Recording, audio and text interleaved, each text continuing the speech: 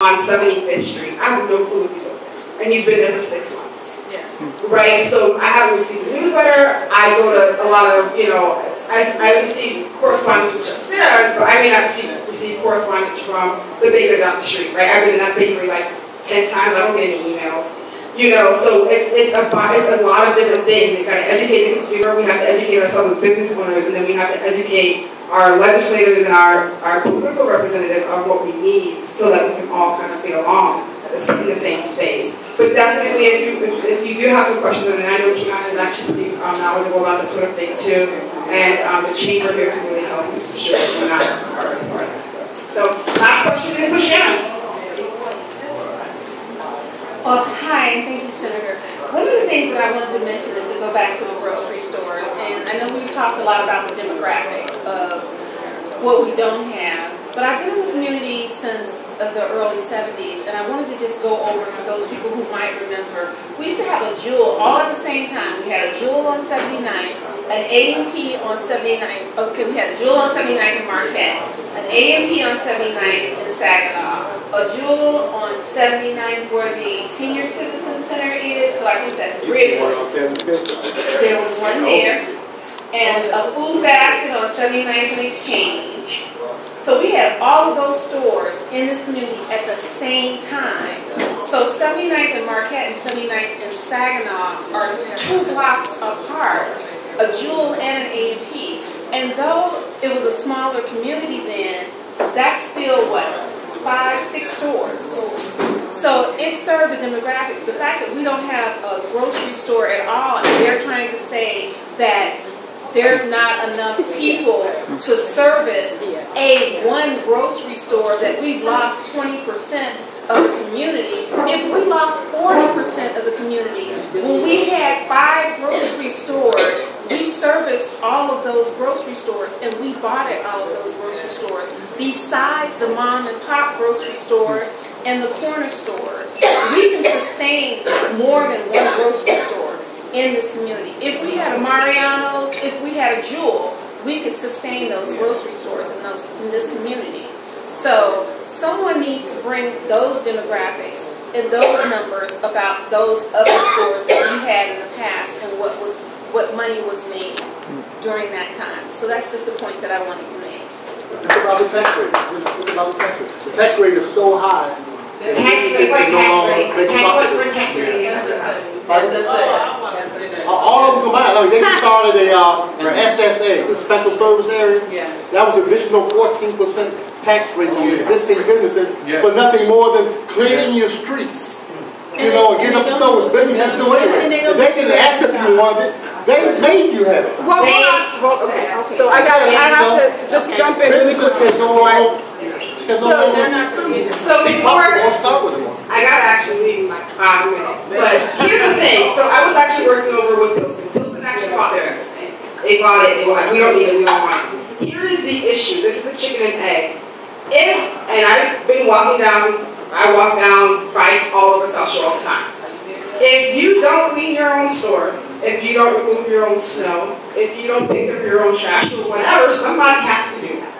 So what happens is they're saying, well, we don't need that. And sure enough, in Pilsen, they don't. They take care of their stores, they paint stuff, they're constantly outside, they're talking to their neighbors, they're doing whatever.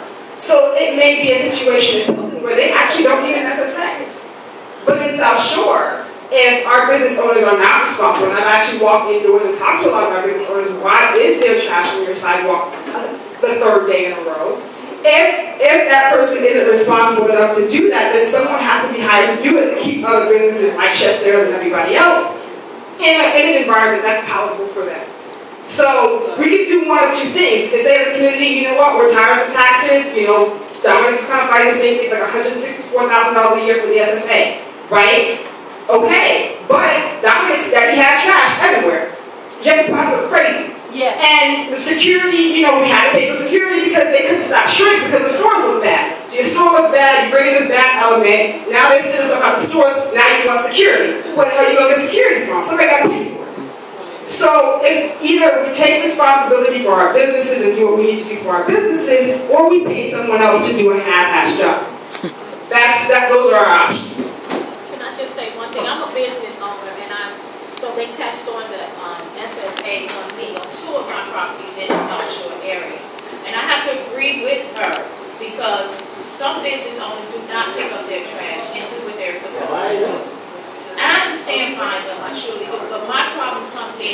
like when they put the trees, they open up the sidewalk, put the trees there in front of my business, but nobody's taking care of them, which is what my tax increase was for them to take care of. So my concern comes in is when they don't do what they're supposed to do with the money that I'm giving them to do what they're supposed to do. Now that's where the questions and the fighting should come in, and so that's where my fight is. And the trees have grown so large that you can't even see the advertisement on my building. I asked the alderman, could you remove them or cut them or clean them or do what you need to do, because, you know, it's hindering my business in my building. Well, you have to take care of that. Why? I pay into the SSA. No. Never let them tell you that. And if you have a problem with SSA, if there's some trash, snow, trees, whatever, go to the chamber.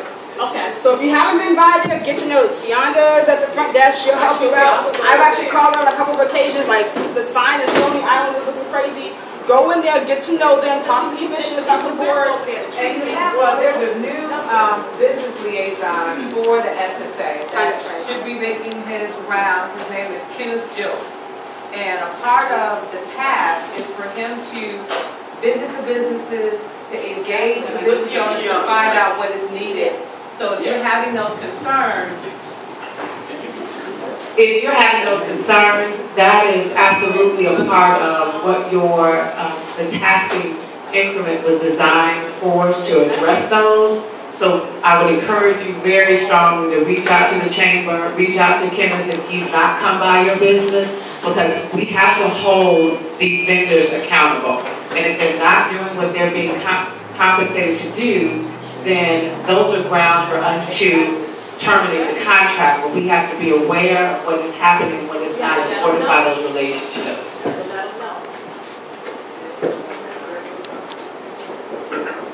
This is just a question off the top, Ava, since you seem to be an expert.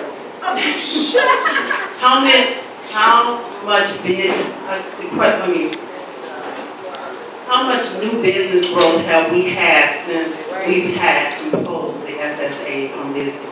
Great question. And that is a question I actually do not have the answer to. I know that anecdotally I've seen a lot of businesses move in and be okay. I honestly don't know that. I would actually talk to the chamber again, see if they have that. If they don't have it though, I can, at least because I'm working on that, if you go to the chamber and they don't have those numbers, I can actually get those numbers for you from the center. That's one of the reasons why we have our problem with grocery stores. I want to ask you a question.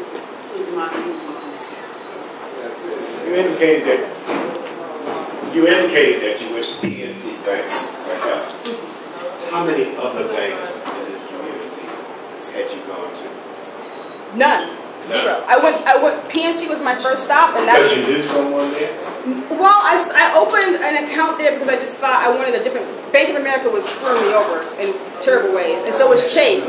And so after Bank of America on 71st Street and after Chase over here on Stony, PNC was my next stop. They helped me personally, so they were financially, helped me manage my personal finances, which was a hump for me because a lot of people my age, we didn't get that for whatever reason. And so they helped me also with my business stuff. And so basically I worked a lot with PNC. The community actually helped me raise money to go to school to learn how to do a lot of the stuff I'm doing now, data, technology stuff. And pretty much everybody here donated for that. But PNC helped me manage the financial stuff that I had, and the Chicago Community Initiative basically funded me for the rest of it after Axiom. So I had to kind of put all that stuff together to make it work. But PNC they're actually very ready, willing, and able. They've been, a great partner to me, and they're also a great partner to the chamber over on the other side of the street in Avalon Park, south of the Chicago Chamber of Commerce.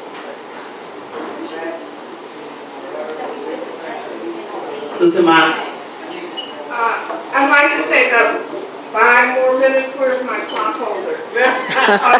Because my goal was to leave here with a commitment from the planning coalition to actually form a committee that would advocate for the Obama